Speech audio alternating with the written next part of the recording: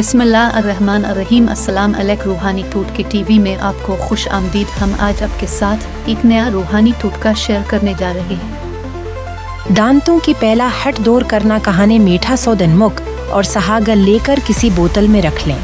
रोजाना इससे दांत साफ करें। दांतों की पहला हट दूर हो जाएगी। सरसों के तेल में एक चाय का चम्मच नमक मिलाकर दांतों पर लगाने से दांत सफेद हो जाते हैं।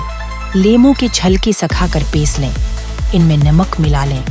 दांत रोजाना इस साफ करने से तमाम मेल दूर हो जाएगा।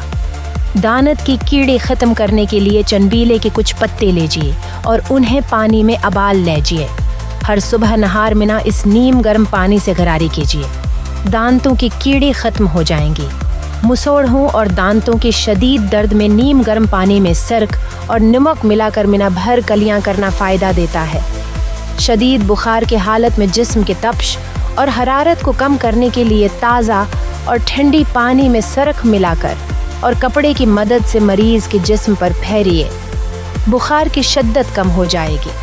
हर किस्म की बैरूनी खारिश और खशक दानों पर खालिस सरक में कपड़ा भगोकर फिरना फायदा देता है। दांतों को मोती की तरह चमकाने की तरकीब, पहले ब्रश को लीमू की रस में भगोएं और उसके बाद सोडाबाई कार्बोनेट में डुबोएं और आस्की सोडाबाई कार्बोनेट में डुबोएं। अब अपनी दानत ब्रश करें। आपकी दानत मोतियों की तरह चमकने लगेंगे। कड़वी तेल में नमक मिलाकर दानत साफ कीजिए। इस तरह भी चमक पैदा हो जाएगी। अगर आप तेल से हचकचाहट महसूस करें तो उसके बाद कोई अच्छा सा मंजन या टूथपेस्ट इस्तेमाल करें। अगर आपको हमारा टोटका पसंद आलिफ हो तो लाइक और सब्सक्राइब करना ना भूलिएगा और कमेंट्स में ये जरूर बताइएगा कि आपको इससे कितना फायदा पहुंचा।